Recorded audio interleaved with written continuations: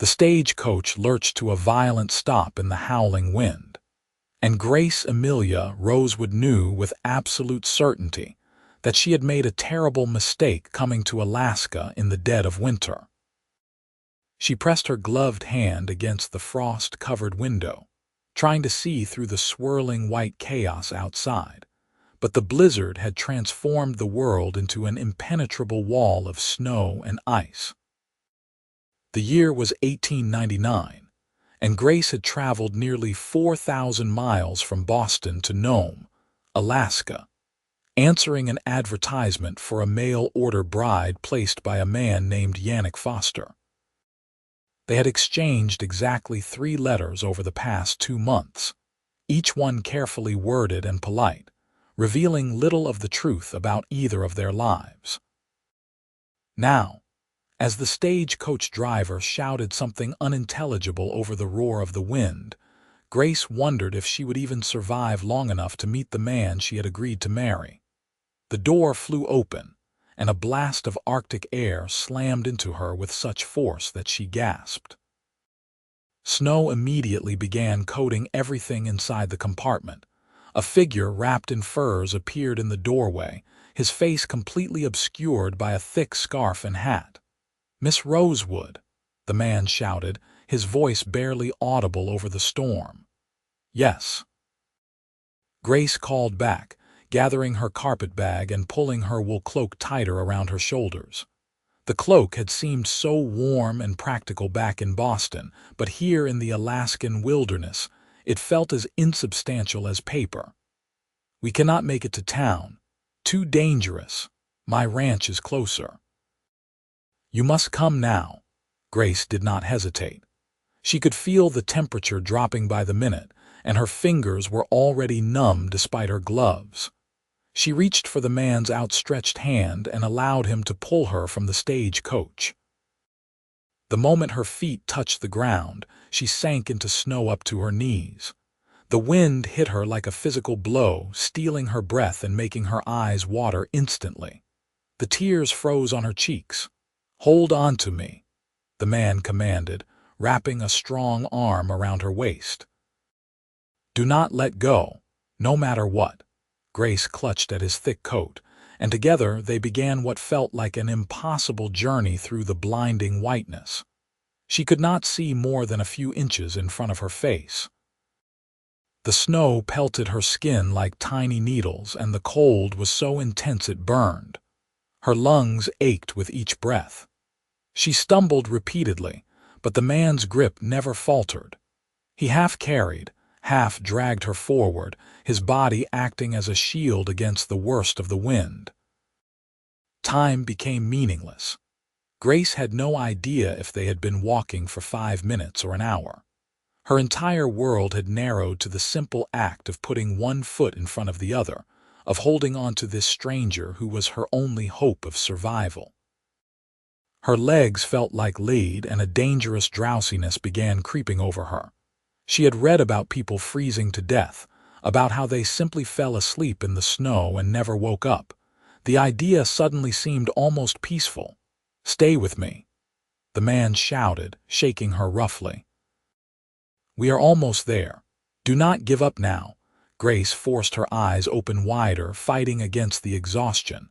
Then, through the swirling snow, she saw a dark shape emerging from the whiteness. A building. The man guided her toward it, and moments later they were stumbling through a doorway into blessed shelter. The door slammed shut behind them, muffling the howl of the wind. Grace collapsed onto her hands and knees, gasping for air. Her entire body was shaking so violently she could barely control her movements. Snow covered every inch of her clothing and had even found its way down her collar, melting against her skin in icy rivulets. "Can you stand?" the man asked, already moving away from her. Grace tried to respond, but her teeth were chattering too hard to form words. She heard the sound of flint striking steel, then saw the blessed glow of a flame as the man lit a lantern. In its warm light, she could finally see her surroundings. They were in a cabin, rustic but well built, with log walls and a stone fireplace that dominated one end of the room. The man was already kneeling before the fireplace, working to start a fire with urgent efficiency. "We need to get you warm immediately," he said, not looking at her as he arranged kindling and larger pieces of wood. "That kind of cold can kill you even after you get inside." Grace managed to pull herself to her feet, though her legs threatened to give out beneath her. She took a few unsteady steps toward the fireplace, drawn to the promise of heat like a moth to flame. The man struck another match, and this time the kindling caught. Small flames began licking at the wood, growing stronger with each passing second. "Sit here," the man instructed, gesturing to a spot close to the growing fire.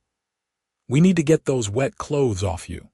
Grace's eyes widened, and she instinctively wrapped her arms around herself, despite the fact that she was shaking so hard she could barely stand. The man seemed to realize how his words had sounded. He finally unwrapped the scarf from around his face, revealing strong features, a dark beard, and eyes that were a startling shade of blue-gray. He looked to be in his late 20s, perhaps 30 at most. "I apologize for the indelicacy," he said, his voice gentler now. "But wet clothing will steal your body heat and could kill you. I will give you privacy and dry clothes. There is a screen over there you can change behind, but it must be done quickly." Grace nodded, understanding the practical necessity even as her Boston upbringing recoiled at the impropriety. The man stood and moved to a large wooden trunk against one wall. He pulled out what appeared to be a thick flannel shirt and wool pants. "These will be too large, but they are dry and warm," he said, handing them to her along with a thick blanket. "Change everything, everything. Then wrap yourself in this blanket and sit by the fire." He turned his back and busied himself with building up the fire, adding larger logs to the flames. Grace hurried behind the wooden screen he had indicated, her fingers fumbling with the buttons of her dress. They were so cold and stiff that the simple task felt nearly impossible. Her dress was soaked through, as were her petticoats and undergarments. She had to peel the fabric away from her skin. When she was finally free of the wet clothing, she quickly pulled on the dry garments the man had provided. He had been right about the size. The shirt hung on her like a tent, and she had to roll up the sleeves several times.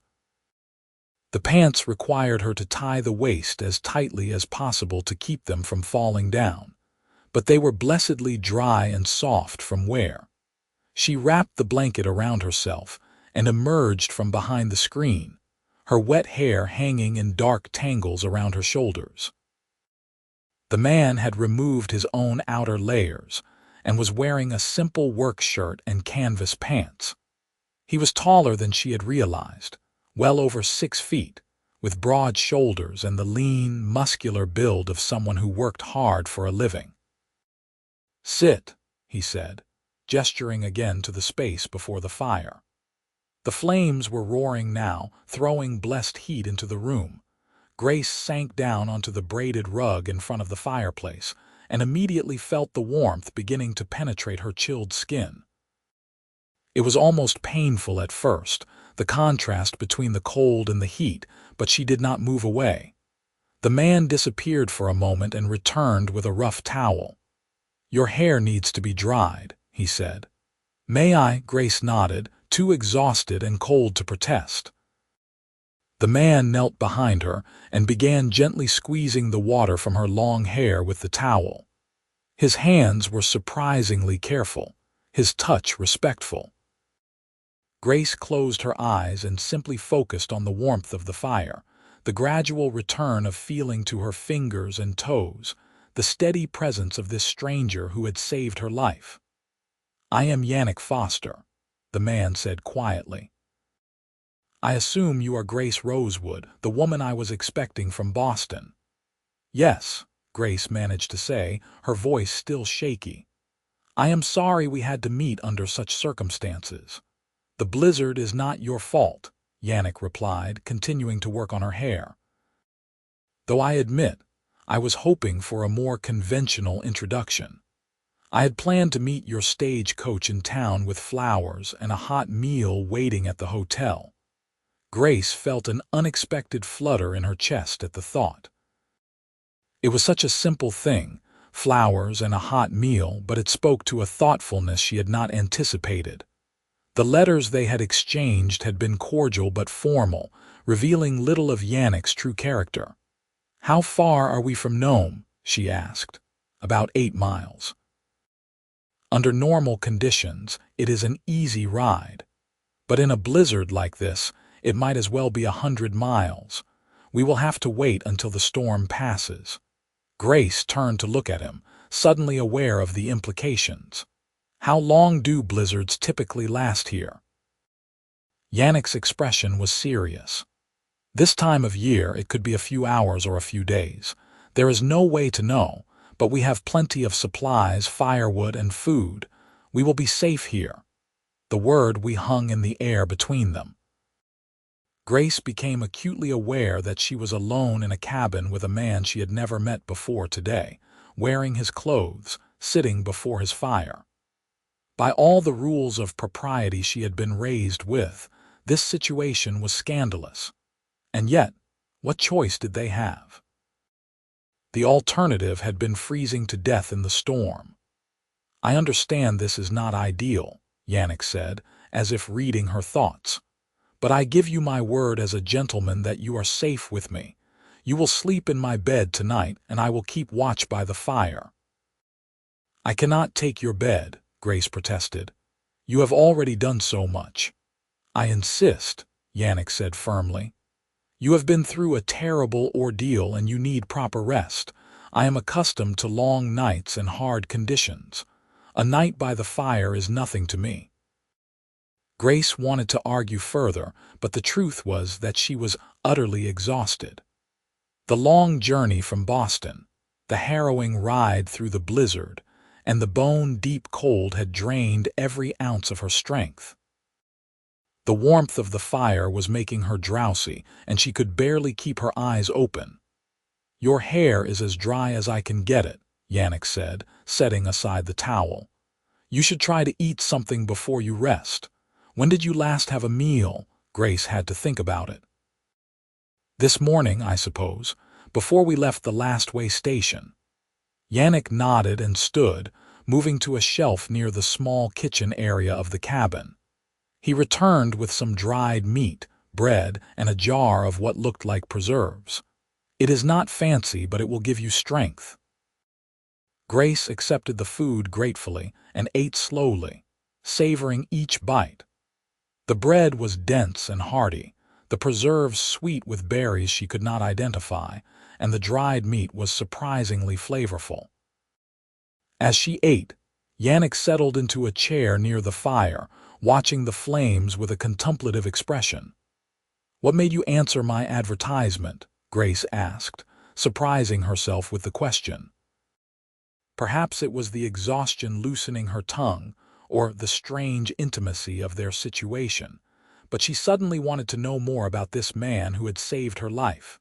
Yannick was quiet for a long moment. "Loneliness, I suppose," he finally said.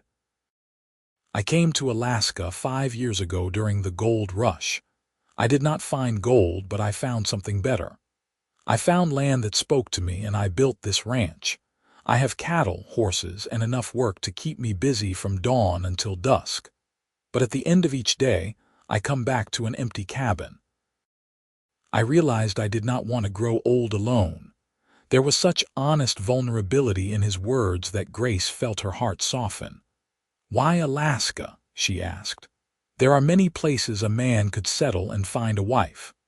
"Alaska is raw and wild, but it is also beautiful in a way that defies description.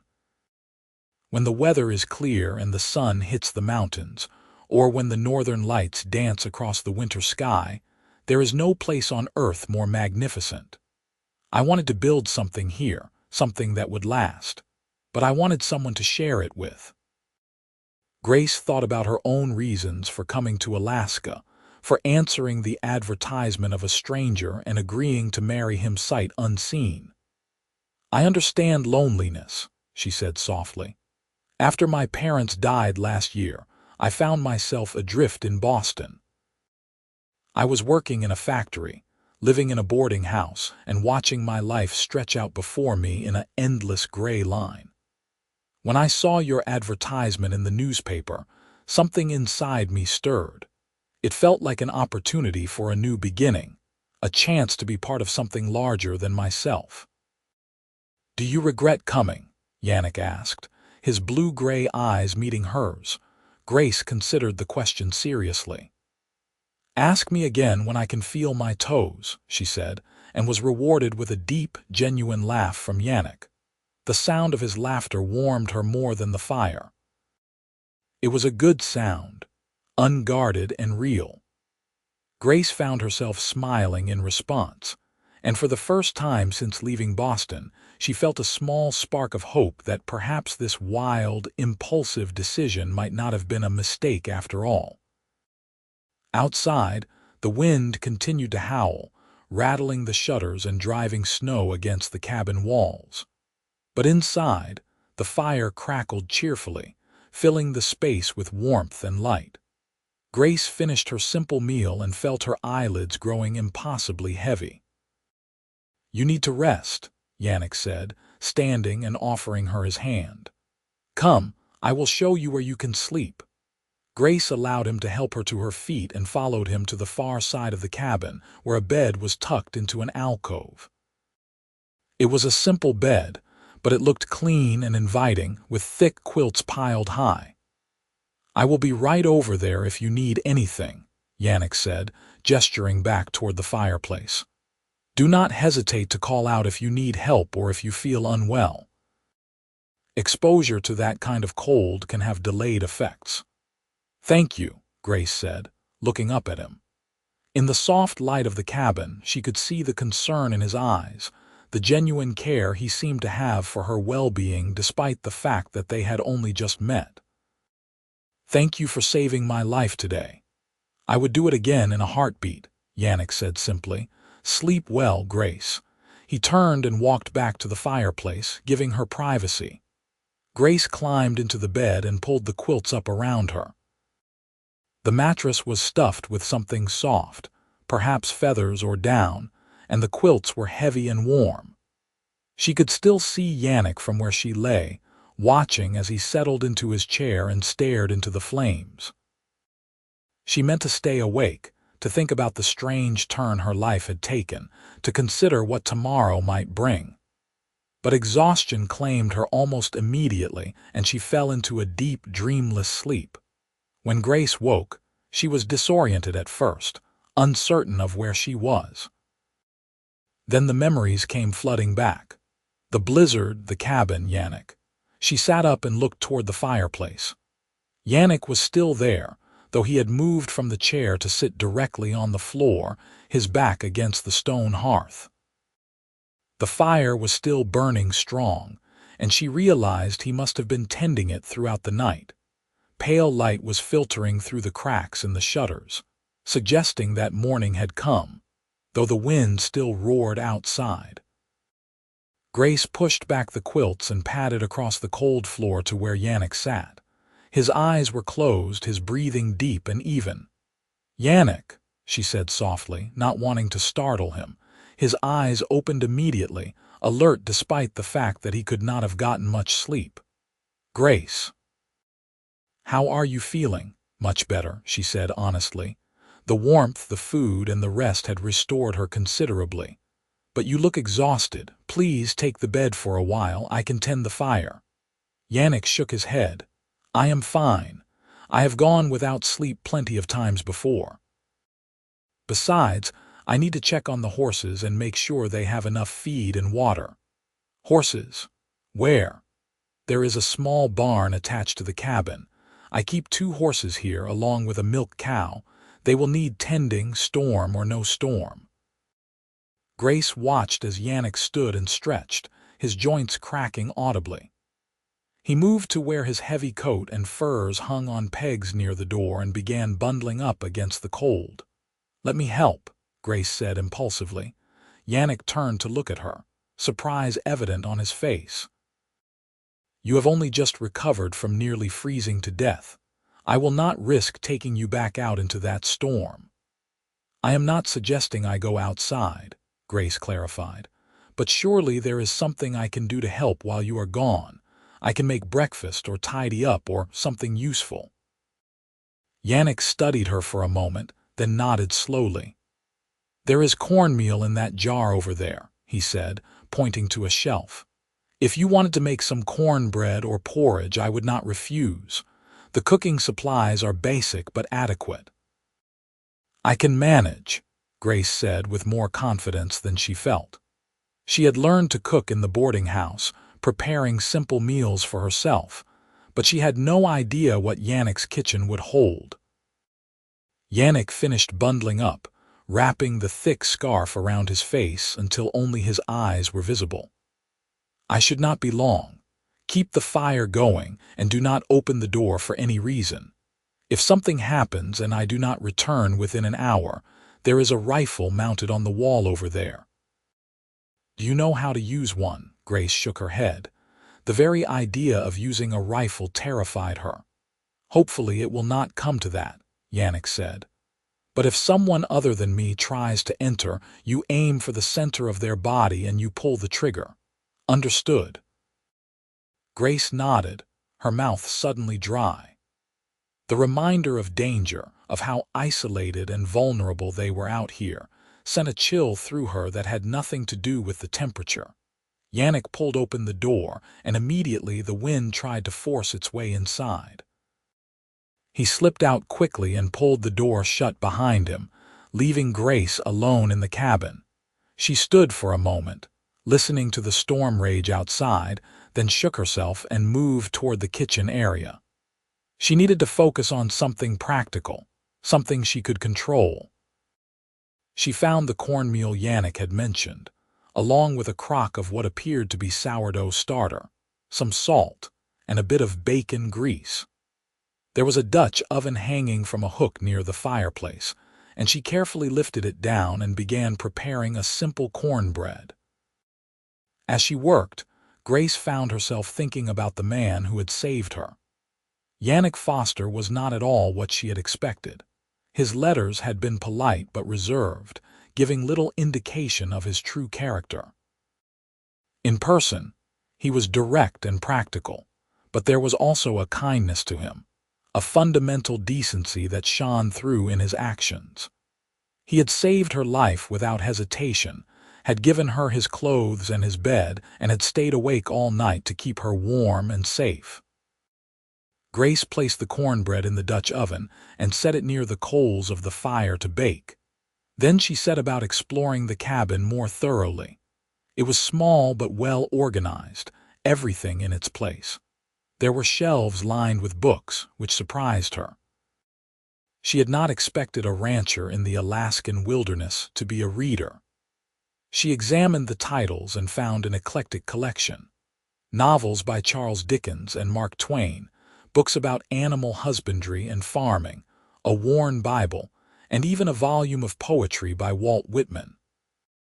Against one wall was a simple desk with paper, ink, and pens laid out neatly. This must be where Yannick had written his advertisement and the letters he had sent her. Grace felt a strange intimacy looking at these ordinary objects that represented their initial connection. She was examining a beautiful hand-carved chest set when the door opened, and Yannick stumbled back inside, covered in fresh snow. He quickly shut the door against the wind and began removing his outer layers. "The animals are fine," he reported. "Cold but sheltered and fed. The storm shows no signs of letting up, though. If anything, it seems to be getting worse." "How long will our supplies last?" Grace asked, trying to keep the worry from her voice. "Weeks if necessary," Yannick assured her. "I always keep this cabin well stocked. It is a necessity in this country." "You never know when you might get snowed in." He paused, sniffing the air. "Is that cornbread I smell?" Grace nodded, pleased that he had noticed. "It should be ready soon." Yannick's face broke into a genuine smile. I cannot remember the last time someone cooked for me. This is a treat. They ate the cornbread with more of the berry preserves and some strong coffee that Yannick brewed in a battered pot. The cornbread had turned out well, crispy on the outside and tender on the inside, and Grace felt a small surge of pride at Yannick's evident enjoyment of it. As they ate, Grace found herself studying him more closely. In the light of day, she could see the lines around his eyes that spoke of long hours in harsh weather, the calluses on his hands from hard work, the careful way he moved that suggested old injuries. He was a man shaped by this wild land, made strong and resilient by it. "Tell me about your ranch," Grace said. "Your real ranch, the one near Nome." Yannick's eyes lit up with enthusiasm. "It is still small, but it is growing. I have about 30 head of cattle right now, hardy breeds that can survive the winters here. I also have a dozen horses. The horses are actually more profitable. There is always a demand for good working horses in Alaska, especially now that the gold rush is slowing down and more people are settling permanently." "You work the ranch alone?" "Most of the time, yes. During calving season and harvest, I hire a few men from town to help. But day to day it is just me, or it was just me," he added, glancing at her. "I am hoping that will change." Grace felt her cheeks warm at the implication.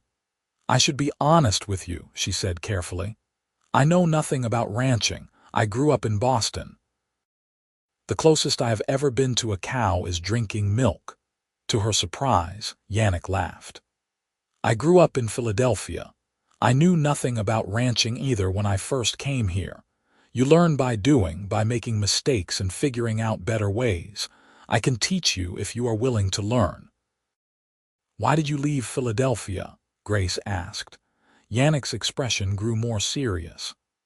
"My father wanted me to work in his shipping business. It was profitable and respectable, but I hated every moment of it. I felt suffocated by the city, by the expectations, by the endless routine of it all. When the news of the gold strike in Alaska reached us, I saw my chance to escape. My father was furious. He told me I was throwing away my future on a fool's dream. Maybe I was. I never did find gold, but I found something better. I found freedom and purpose." Grace understood that feeling more than she could say. "My parents wanted me to marry a man from our neighborhood," she said quietly. "He was older, established, reliable.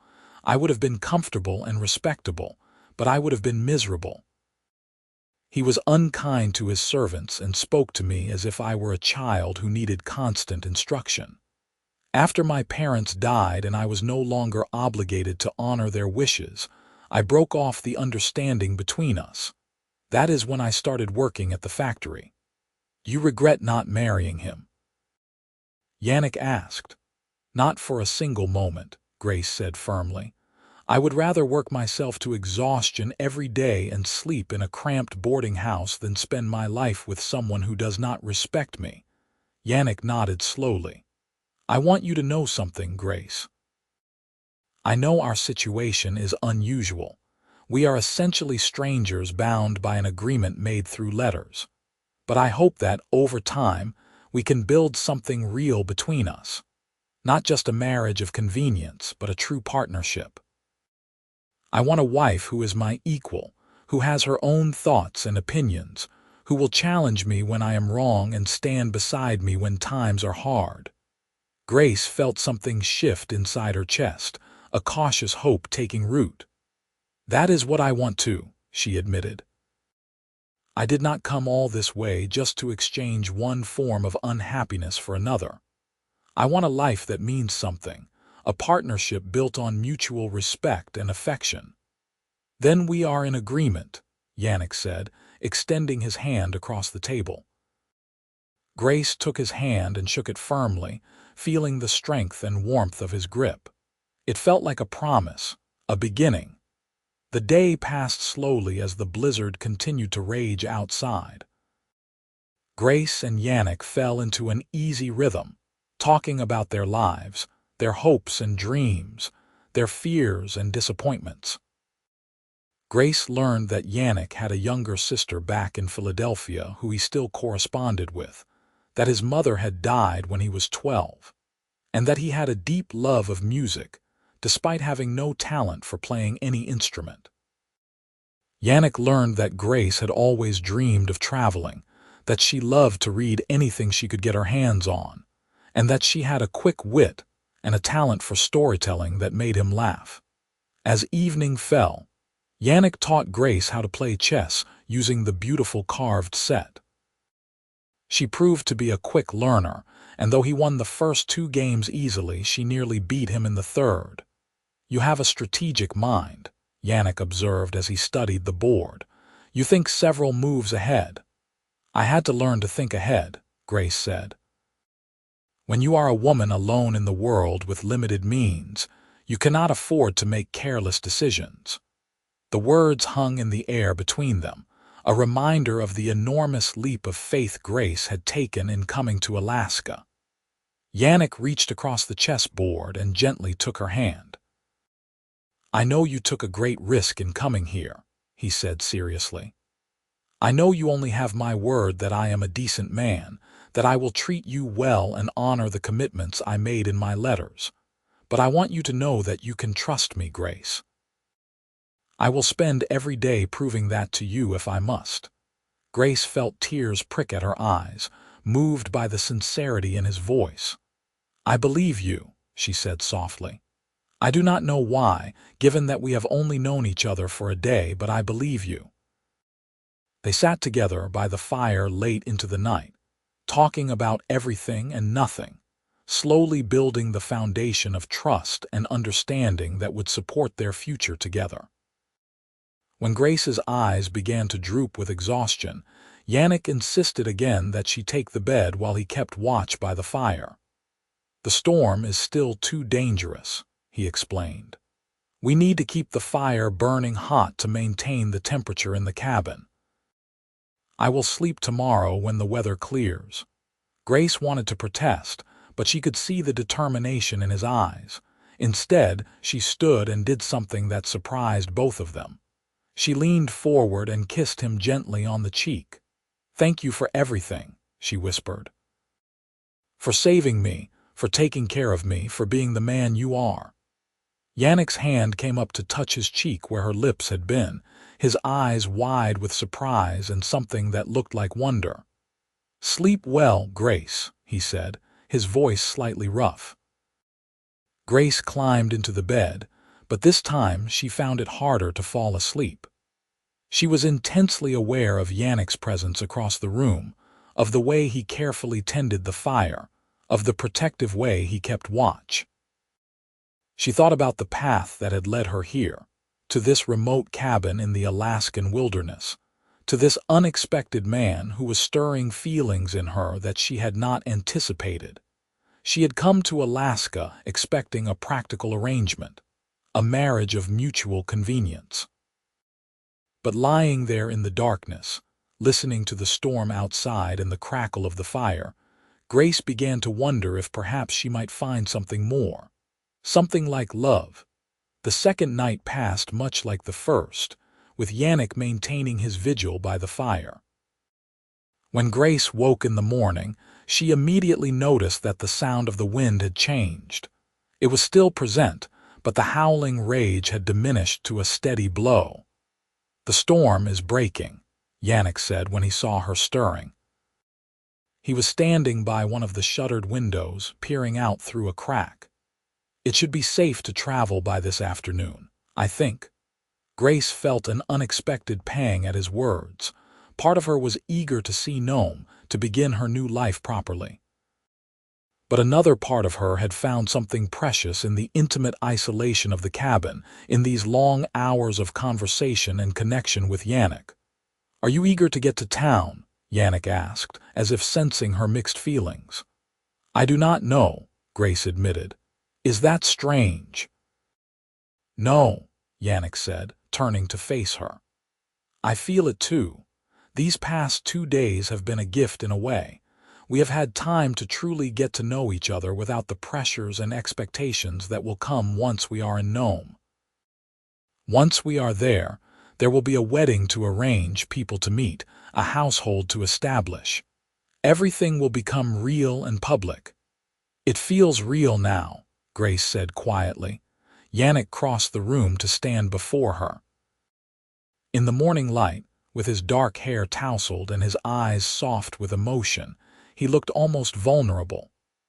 Grace, I know we agreed to take our time to build our relationship slowly, but I need to tell you something. These past 2 days with you have been some of the best of my life. I find myself drawn to you in ways I did not expect, did not plan for. Your intelligence, your courage, your humor, the way you face challenges without complaint. You are remarkable. Grace felt her heart pounding in her chest. I feel the same way, she confessed. When I agreed to come to Alaska, I was looking for security and a fresh start. I never imagined I would find someone who makes me laugh, who challenges me to think, who looks at me like I matter. You do matter, Yannick said fiercely. You matter to me. He reached out slowly, giving her time to pull away if she wanted to. But Grace did not pull away. She leaned into his touch as he cupped her face gently in his calloused hands. When he kissed her, it was tender and sweet, a kiss full of promise and possibility. When they finally broke apart, both were breathing hard. Yannick rested his forehead against hers and laughed softly.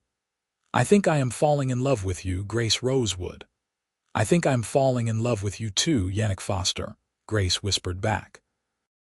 They spent the rest of the morning in a haze of happiness, stealing kisses between chores, holding hands as they shared a simple breakfast, talking about their future with excitement and joy. The storm continued to diminish, and by early afternoon, the wind had died down to occasional gusts. Yannick opened one of the shutters and bright sunlight flooded into the cabin, almost blinding after the dim light they had been living in. Grace came to stand beside him and gasped at what she saw. The world outside had been transformed into something magical. Snow blanketed everything in pristine white, glittering like diamonds in the sunlight. The sky was a brilliant blue, so clear and bright it almost hurt to look at. In the distance, mountains rose up, their peaks touching the heavens, majestic and eternal. It is beautiful, Grace breathed. This is Alaska, Yannick said, wrapping an arm around her waist and pulling her close. Harsh and unforgiving, but beautiful beyond words. This is the land I want to share with you. Grace leaned into his warmth and felt a sense of rightness settle over her. This was where she was meant to be. This was home. They prepared to make the journey to Nome, bundling up in layers of warm clothing. Yannick hitched his 2 horses to a small sleigh, explaining that it would be easier to traverse the snow-covered terrain this way. He loaded supplies into the sleigh, including Grace's carpet bag which had been sitting frozen in a corner, and helped her settle onto the bench seat. He wrapped thick furs around her, making sure every inch of her was protected from the cold. "Ready?" he asked, climbing up beside her. "Ready," Grace confirmed. The journey to Nome was completely different from the terrifying ordeal of 2 days before. The sun was shining, the air was crisp and still, and the landscape stretched out before them in breathtaking beauty. Yannick pointed out landmarks as they traveled, telling her stories about the land and its history. As they crested a hill, Grace got her first view of Nome. It was larger than she had expected, a bustling town that had sprung up during the gold rush and managed to survive after the initial frenzy had died down. She could see the main street lined with buildings, smoke rising from dozens of chimneys, people moving about despite the cold. "It is not Boston," Yannick said, watching her reaction carefully. "No," Grace agreed. "It is not Boston. It is better." Yannick's face broke into a brilliant smile, and he urged the horses forward with renewed energy. They made their way down into the town, and Grace was immediately aware of the attention they were attracting. People stopped to stare at the sleigh, at Yannick, and especially at her. She supposed it was not every day that a woman arrived in Nome dressed in clothes clearly borrowed from a man. Yannick guided the horses to a stop in front of a neat building with a sign that read Reverend Samuel Patterson, Episcopal Church. He helped Grace down from the sleigh, keeping a protective hand on her elbow. "I thought we should speak with the Reverend first," Yannick explained. "About arranging the wedding. Unless you have changed your mind." Grace looked up at him, at this man who had saved her life and captured her heart in the span of just 2 days. "I have not changed my mind," she said firmly. "Have you?" "Not for a second," Yannick replied, squeezing her hand. They entered the church together and were greeted by Reverend Patterson, a kindly man in his 50s with gray hair and warm brown eyes. He listened to their story with interest, his eyebrows rising when Yannick explained about the blizzard and the night spent at the cabin. "Under the circumstances, I think we should arrange the wedding as quickly as possible," the Reverend said diplomatically. "For propriety's sake, if nothing else. Would tomorrow be acceptable?" Grace and Yannick looked at each other. Tomorrow seemed impossibly soon, and yet not soon enough. "Tomorrow would be perfect," Grace said. The Reverend nodded approvingly. "Excellent. Now, Miss Rosewood, you will need a proper dress and some time to prepare. Yannick, I assume you have arrangements in mind for lodging tonight." "Grace will stay at the hotel," Yannick said. "Separate rooms, of course. I will stay at the ranch and come back tomorrow for the ceremony."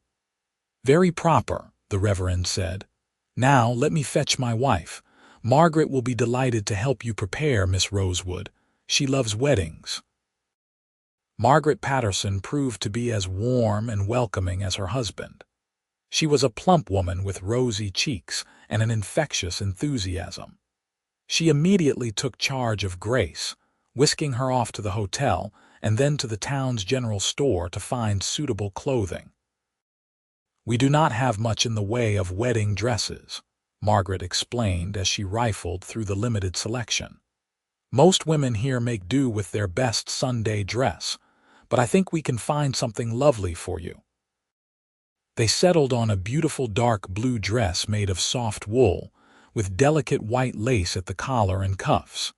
It was practical enough for the Alaska climate, but elegant enough for a wedding. Margaret also helped Grace select undergarments, a warm cloak, sturdy boots, and several everyday dresses. "You will need proper cold weather gear too," Margaret said. "Furs and such. But Yannick can help you with that. He knows what works best in this climate." As they shopped, Margaret peppered Grace with questions about her journey, her impressions of Alaska, and her thoughts about Yannick. Grace found herself opening up to the older woman, grateful for the maternal warmth Margaret offered. "Yannick is a good man," Margaret said seriously as they walked back to the hotel with their purchases. "My husband and I have known him since he first came to Nome. He is honest, hardworking, and kind. You are fortunate to have found him." "I know," Grace said softly. "I feel very fortunate indeed." That evening, Grace had dinner with Reverend and Margaret Patterson in their modest home behind the church. It felt strange to be separated from Yannick after spending 2 intense days in such close proximity. She found herself looking toward the door every time she heard a sound, hoping it might be him. As if reading her thoughts, Margaret smiled knowingly. "He will be back tomorrow," she assured Grace. "And then you will have a lifetime together." That night, alone in her room at the hotel, Grace thought about the dramatic turn her life had taken. Just 3 days ago, she had been on a stagecoach, nervous and uncertain about the future. Then the blizzard had struck and everything had changed. Those hours trapped by the storm had stripped away all pretense and formality. forcing her and Yannick to see each other clearly, to connect on a deep and genuine level. She thought about the way he had tended the fire all night to keep her warm, the way his eyes lit up when he talked about his ranch, the gentle strength of his hands, the sound of his laugh. She thought about the kiss they had shared, the promises they had made, the love that was growing between them. Grace fell asleep with a smile on her face, excited for what tomorrow would bring. The next morning dawned clear and cold. Margaret arrived early to help Grace prepare, bringing with her a bouquet of dried flowers that she had somehow managed to preserve from the summer. "They are not fresh, but they are pretty," Margaret said, arranging them carefully. "And they smell lovely." Grace held the bouquet to her nose and breathed in the faint scent of roses and lavender. It reminded her of summer, of warmth and growth, of new beginnings. Margaret helped her dress, arranging her dark hair in an elegant style with small braids woven through it. When Grace looked at herself in the small mirror, she barely recognized the sophisticated woman staring back at her. She looked happy, she realized. Genuinely, deeply happy. The church was small but beautiful, with simple wooden pews and stained glass windows that cast colored light across the floor. A handful of townspeople had gathered for the ceremony, curious to see the mail-order bride who had arrived in the midst of a blizzard. Then the door opened, and Yannick walked in, and Grace forgot about everyone else in the room. He was wearing a clean suit that fit him perfectly. His dark hair was neatly combed and his beard was trimmed. But it was the look in his eyes when he saw her that made Grace's breath catch. He looked at her like she was the most precious thing in the world, like he could not quite believe his good fortune. The ceremony itself passed in a blur. Grace was intensely aware of Yannick standing beside her, of the deep timbre of his voice as he spoke his vows, of the warm weight of the simple gold ring he slipped onto her finger. When Reverend Patterson pronounced them husband and wife and told Yannick he could kiss his bride, the kiss was sweet and tender and full of promise.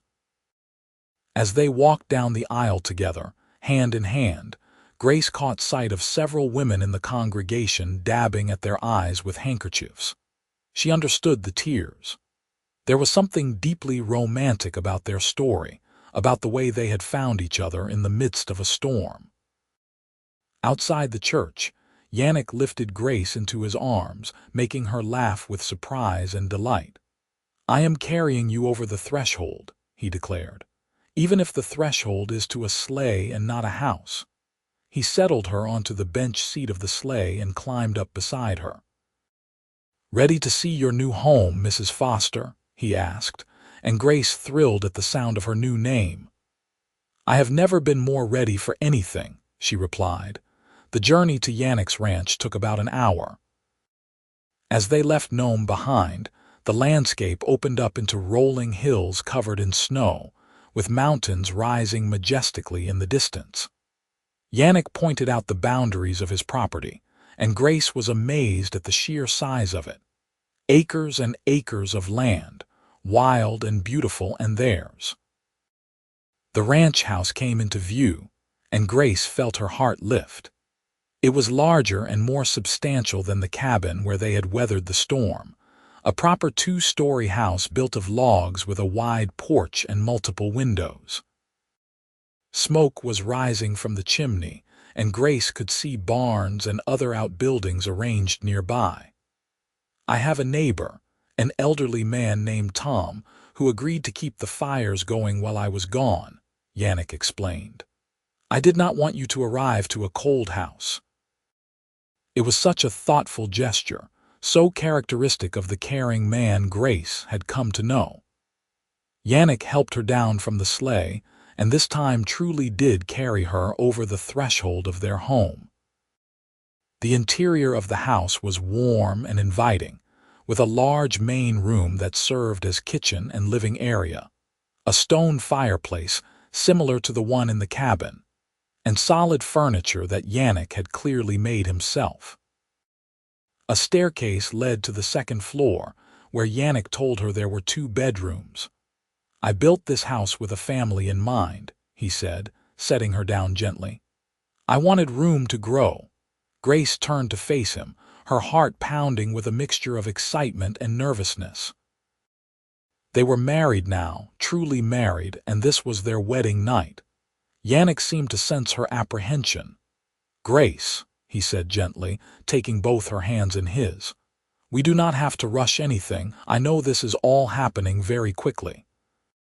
We can take our time, get to know each other even better. There is no pressure." Grace looked up at this remarkable man who seemed to understand her so well. "I love you," she said simply. "I know it has only been a few days, but I love you, Yannick Foster, and I am ready to truly be your wife." The emotion that flooded Yannick's face was almost overwhelming. "I love you too," he said, his voice thick. "I think I started falling in love with you the moment you stumbled into my cabin, half frozen but still determined and brave."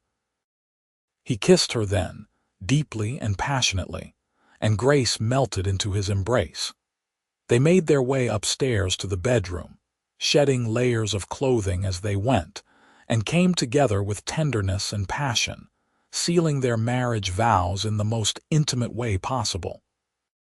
Later, as they lay tangled together in the big bed, Yannick traced lazy patterns on Grace's bare shoulder. "Are you happy?" he asked softly. "Happier than I ever imagined possible," Grace replied honestly. "When I left Boston, I was hoping for security and perhaps companionship. I never dared to hope for love. You have my love," Yannick said seriously. "Today, tomorrow, and for all the years to come, I promise you that." Grace snuggled closer to him, feeling safe and cherished. Outside, the Alaskan wind whispered around the house, but inside they were warm and content. The days that followed were full of new experiences and discoveries. Grace learned the rhythms of ranch life, rising early to help Yannick with the morning chores, feeding chickens, collecting eggs, helping to care for the horses and cattle.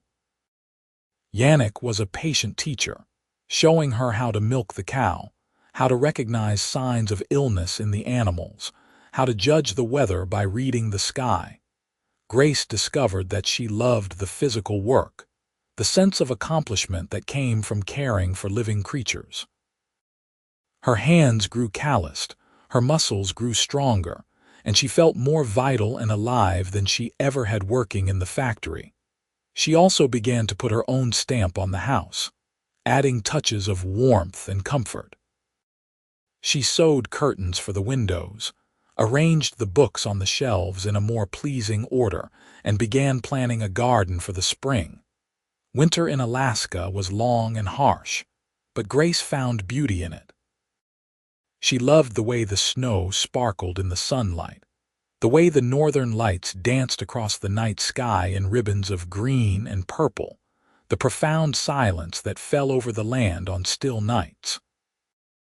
And she loved coming inside from the cold to find Yannick waiting with hot coffee and a warm embrace.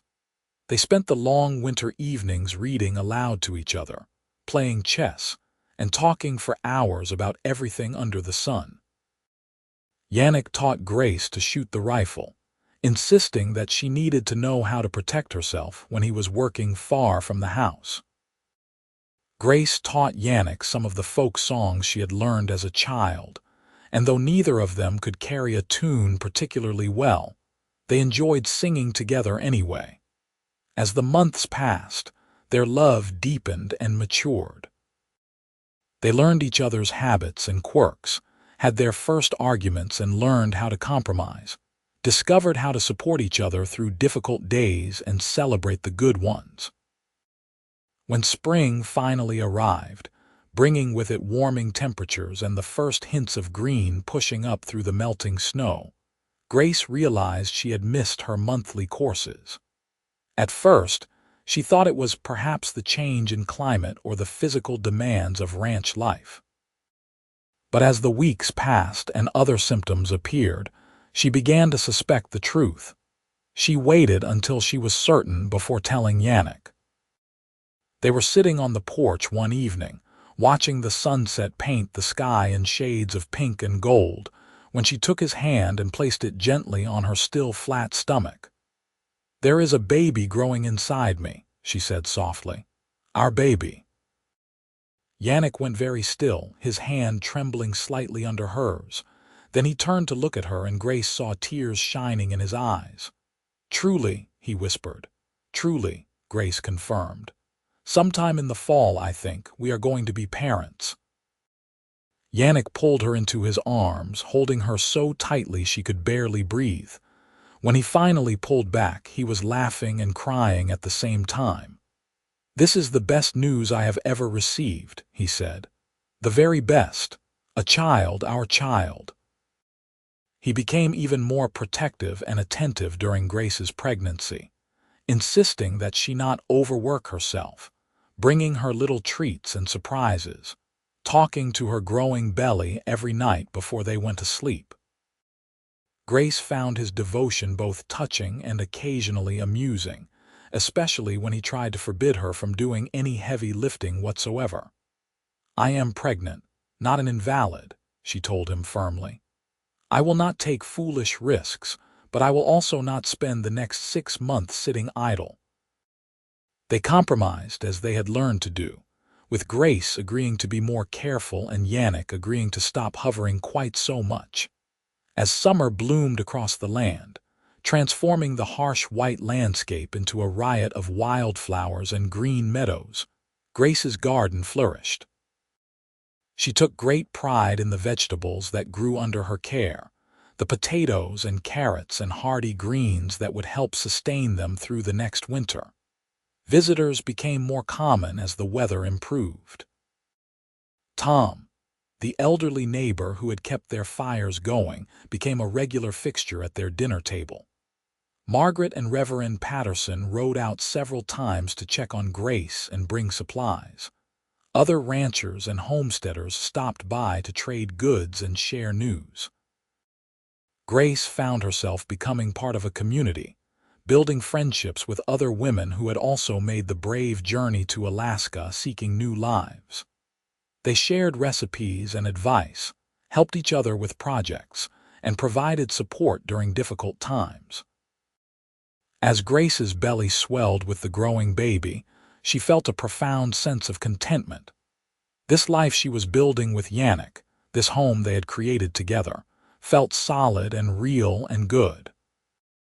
She thought sometimes about the path that had led her here, about the terrified woman who had arrived in a blizzard less than a year ago. That woman seemed like a stranger now. The baby arrived on a crisp October morning, heralded by the first snowfall of the season. Margaret Patterson came to help with the birth, along with another woman from town who had experience as a midwife. Yannick paced downstairs, anxious and worried, until finally Margaret called down to him that he had a healthy son. Yannick bounded up the stairs and burst into the room, his eyes immediately going to where Grace lay exhausted but radiant, holding a tiny bundle wrapped in blankets. He approached slowly, almost reverently, and gazed down at his son for the first time. "He is perfect," Yannick breathed. "Absolutely perfect." The baby had a shock of dark hair and tiny, delicate features. As Yannick watched, the baby's eyes fluttered open, revealing blue-gray eyes that matched his father's. "What should we name him?" Grace asked softly. They had discussed names extensively during the pregnancy, but had never quite settled on one. Now, looking at their son, Yannick said, "Samuel. After Reverend Patterson, who married us and has been such a good friend, Samuel Thomas Foster." "Samuel Thomas Foster," Grace repeated, testing the name. "I love it." Yannick carefully gathered his wife and son into his arms, his heart so full he thought it might burst. "Thank you," he whispered to Grace. "Thank you for coming to Alaska, for trusting me, for building this life with me. Thank you for our son." Grace smiled up at him, tired but happy. Thank you for saving me from that blizzard. Thank you for warming me by the fire. Thank you for showing me what love truly means." The first year of Samuel's life was exhausting and wonderful in equal measure. Grace and Yannick took turns walking the floor with him when he cried at night, marveled at his first smile, celebrated every tiny milestone. The ranch continued to grow and prosper, with Yannick expanding his herd and building a reputation for breeding excellent horses. Grace discovered talents she had not known she possessed. She became skilled at preserving food for the winter, at making soap and candles, at sewing and mending. She also began keeping detailed records of the ranch operations, her neat handwriting filling ledgers with information about births and deaths in the herd, expenses and income, weather patterns and crop yields. "You have a head for business," Yannick observed one evening as he reviewed her meticulous records. "These are excellent, far better than the scattered notes I used to keep." Grace felt a flush of pride at his praise. She had found her place here, discovered ways to contribute that went beyond traditional women's work. She and Yannick were true partners, making decisions together, supporting each other's strengths, compensating for each other's weaknesses. As Samuel grew into a toddler, curious and energetic, Grace found herself pregnant again. This time the pregnancy was easier, perhaps because she knew what to expect. Their second child, a daughter they named Margaret Rose after Margaret Patterson and Grace's mother, arrived on a beautiful spring day when the wildflowers were in full bloom. Margaret was a quieter baby than Samuel had been, with Grace's dark hair and a serious expression that made her look like a tiny, solemn judge examining the world around her. Samuel, now 2 years old, was fascinated by his little sister and wanted to help with everything, from changing her diaper to feeding her. The years flowed by, marked by the changing seasons and the rhythms of ranch life. Samuel and Margaret grew strong and healthy, learning to ride horses almost before they could walk properly, helping with chores as soon as they were able, receiving their education from Grace in the winter months when outdoor work was limited. A third child arrived, another son they named William, who had his mother's dark eyes and his father's fearless spirit. The house rang with the sound of children's laughter, with arguments and games and bedtime stories. Grace sometimes thought back to that terrified woman who had arrived in the blizzard so many years ago, barely knowing the man she had agreed to marry. That night trapped in the cabin, with Yannick tending the fire to keep her warm, had been the foundation upon which their entire life together had been built. It had stripped away all pretense, all the careful courtship rituals that might have hidden their true selves from each other. Instead, they had faced each other honestly from the very beginning, and that honesty had allowed genuine love to flourish. On their 10th wedding anniversary, Yannick took Grace back to the small cabin where they had weathered that first blizzard together. It was still standing, though he used it primarily as a shelter for when he was working on the far reaches of the property.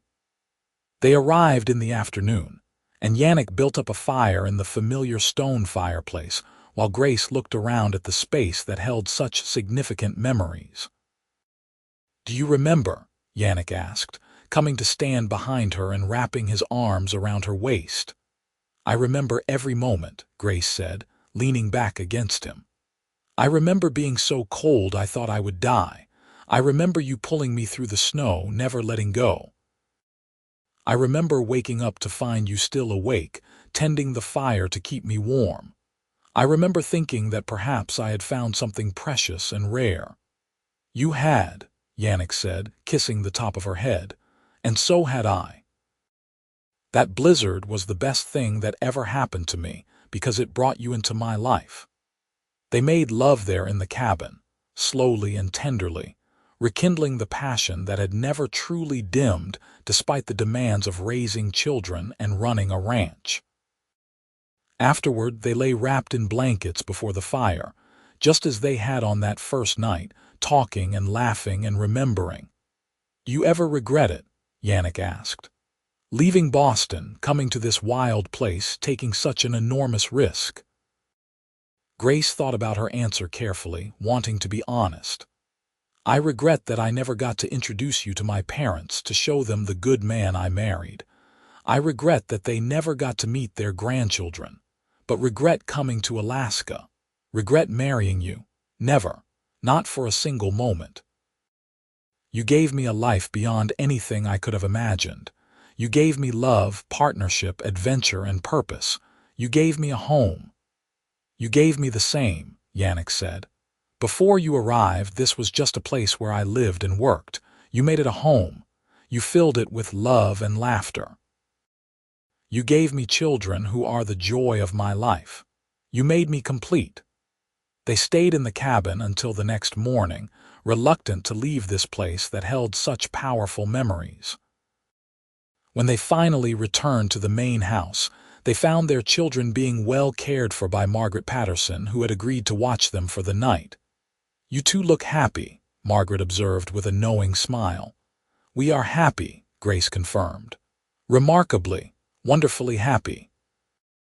As the years continued to pass, the Foster Ranch became one of the most successful in the region. Samuel grew into a capable young man who shared his father's love of the land and his mother's head for business. Margaret developed a talent for working with the horses, gentling even the most skittish animals with patience and care. William showed signs of wanderlust, talking often about exploring other parts of Alaska and perhaps even traveling to the lower states. Grace and Yannick watched their children grow with pride and occasional heartache, knowing that eventually they would make their own paths in the world. But for now, they were together, a family unit that had been forged in love and strengthened by shared experiences. On quiet evenings, when the children were in bed and the work was done, Grace and Yannick would sit together on their porch and watch the northern lights dance across the sky. Sometimes they talked, sharing thoughts about the day or making plans for the future. Sometimes they simply sat in comfortable silence, holding hands, needing no words to express the depth of their connection. Grace thought often about the advertisement she had seen in that Boston newspaper so many years ago, about the leap of faith she had taken in answering it. She thought about the blizzard that had nearly killed her, but had instead given her everything she had ever wanted. She thought about the cowboy who had warmed her by the fire all night, who had seen her at her most vulnerable and had responded with kindness and care. That long winter night had been the beginning of everything. It had been the foundation of a love story that had weathered storms both literal and figurative, that had grown stronger with each passing year, that had created a legacy in the form of children and a prosperous ranch, and a partnership that exemplified what marriage could be at its best. 20 years after that fateful blizzard, Grace stood in her kitchen preparing dinner for her family. Samuel was now a grown man of 20, helping his father with the ranch and courting a nice young woman from Nome. Margaret, at 18, was talking about perhaps becoming a teacher. William, at 16, was still full of dreams about adventure and exploration. There were also 2 more children who had arrived in the years after William, twin girls named Sarah and Elizabeth, now 12 years old and absolutely inseparable. Yannick came in from outside, stamping snow from his boots. His hair was now streaked with gray, and there were more lines around his eyes, but to Grace, he was as handsome as the day she had married him. He crossed the kitchen and pulled her into his arms, kissing her soundly. You taste like apple pie," he said approvingly. "That is because I have been making apple pies all afternoon," Grace replied, laughing, "for tomorrow's celebration. Tomorrow was Christmas, and the house would be filled with friends and neighbors coming to share in the holiday meal." It had become a tradition over the years, opening their home to anyone who might otherwise spend the holiday alone. The house would be crowded and noisy and wonderful, but tonight it was just family. They gathered around the large table Yannick had built years ago, a table that had been extended multiple times to accommodate their growing family. As they held hands and gave thanks for the meal, Grace looked around at the faces of her children, at the strong, kind man who was her husband, at the home they had built together, and felt overwhelmed with gratitude. After dinner, as had become their tradition, Yannick told the story of how he and Grace had met. The children had heard it hundreds of times, but they never tired of it. They loved hearing about the terrible blizzard, about their mother nearly freezing to death, about their father carrying her through the snow to safety. They loved the romantic parts, about how their parents had fallen in love during those days trapped by the storm, about the wedding that took place just days after they met. "Tell us about the fire," Sarah prompted, as she always did. "Tell us about how Daddy kept the fire burning all night." Yannick smiled and pulled Grace close to his side. "I stayed awake all night tending that fire," he said, his voice warm with memory, "because the most precious thing in the world had been placed in my care, and I was not about to let anything happen to her. I fed that fire logs through the long night, kept it burning hot and bright, kept the cabin warm and safe. And with each log I added, I found myself falling more and more in love with the brave, beautiful woman sleeping in my bed. And when I woke up," Grace continued, picking up the story as she always did, "I realized that I had found something I had not even known I was looking for. I had found a man who would literally warm me by the fire all night, who would sacrifice his own comfort for mine, who would see me at my worst and still think I was worth saving. I had found my home." The children sighed contentedly, satisfied with the retelling of the story that had become the foundation myth of their family. Even Samuel and Margaret, who were now adults themselves, looked pleased to hear the familiar tale. Later that night, after the children had all gone to bed, Grace and Yannick sat together before their own fireplace, watching the flames dance and flicker. The fire had always been special to them, a symbol of the night that had changed both their lives. "Do you ever wonder what would have happened if the stagecoach had made it to Nome that day?" Yannick asked. "If the blizzard had not struck," Grace considered the question.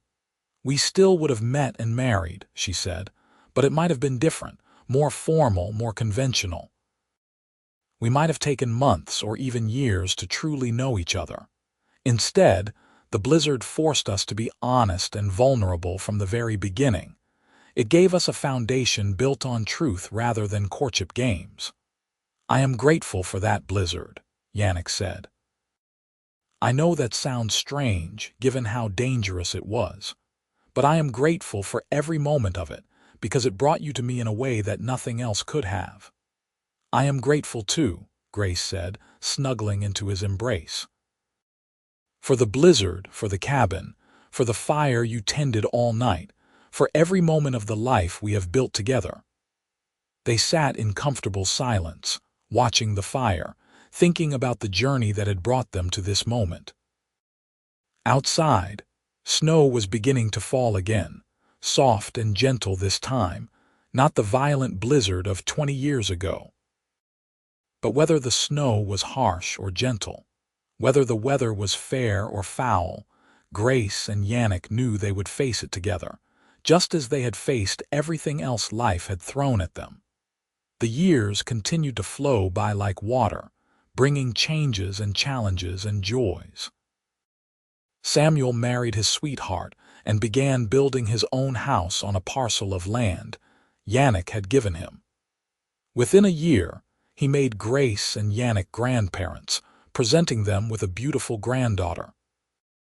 Margaret did indeed become a teacher, opening a small school in Nome and becoming beloved by her students. William eventually left Alaska to explore the world, sending letters from San Francisco and Seattle and other far-flung places, but always returning home eventually because Alaska was in his blood. The twins, Sarah and Elizabeth, grew into capable young women who showed every sign of being as strong and independent as their mother. They worked the ranch alongside their father and brothers, proving that women could do anything men could do if given the chance. Grace and Yannick grew old together, their hair turning silver, their faces becoming weathered by years of harsh weather and hard work. But their love never diminished. If anything, it grew stronger, deepened by decades of shared experiences, strengthened by the knowledge that they had chosen each other and continued to choose each other every single day. On their 40th wedding anniversary, their children and grandchildren gathered to celebrate.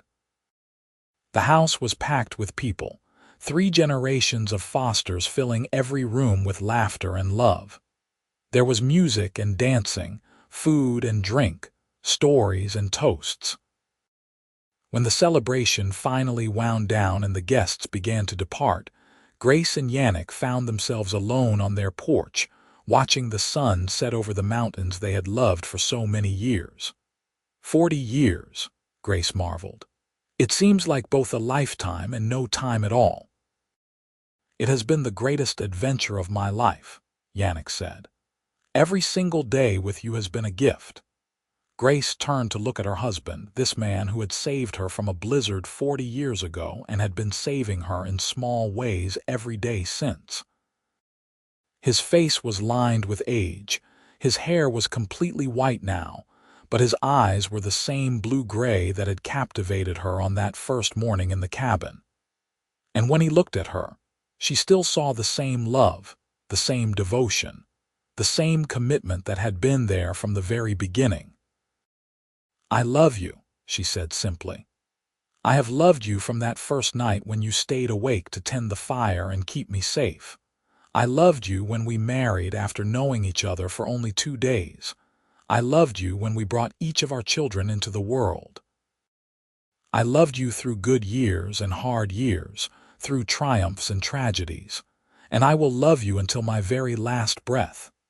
Yannick pulled her close, and they stood together watching the sky turn brilliant shades of orange and pink and purple. "And I love you," he replied. "My mail-order bride who arrived in the middle of a blizzard and transformed my entire life. My partner, my friend, my love.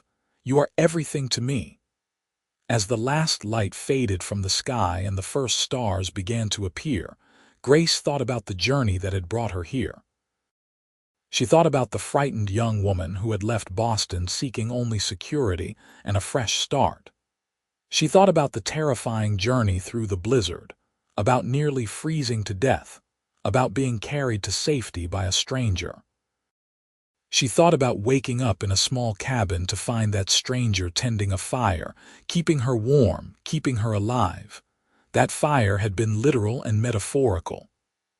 Yannick had warmed her body that night, but he had also warmed her heart, her soul, her entire life. He had shown her what true partnership looked like, what real love meant. He had given her a home, a family, a purpose, and a love story for the ages. The blizzard that had nearly killed her had instead given her everything worth living for. The cowboy who had warmed her by the fire all night had continued to warm her for 40 years, and would continue to warm her for whatever time they had left. And when Grace thought about her life, about all the choices she had made and paths she had taken, she knew with absolute certainty that answering that advertisement in the Boston newspaper had been the best decision she had ever made. Their love story had begun in a blizzard, forged in the warmth of a fire that burned through a long Alaskan night. And though the years had passed, and they had both changed in countless ways, that love remained as strong and vital as it had been on that first morning when they looked at each other and recognized something precious and rare. As they headed inside for the night, Yannick paused to build up the fire in the fireplace, a nightly ritual he had never abandoned in 40 years of marriage. Grace watched him tend the flames with the same care and attention he had shown that very first night, and she smiled. Some things never changed, some loves were eternal, and some fires once lit burned forever. They climbed the stairs to their bedroom together, hand in hand, still in love after 4 decades, still grateful for the blizzard that had brought them together, still warmed by the fire that had saved her life and sparked a love story that would endure for all their days.